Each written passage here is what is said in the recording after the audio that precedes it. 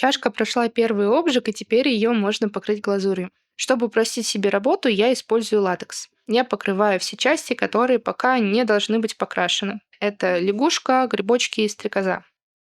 После этого я заливаю вовнутрь чашки прозрачную глазурь. Снимаю латекс с лягушки и крашу ее.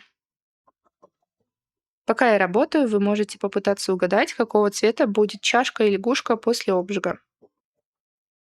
Теперь я поливаю чашку цветной глазурью.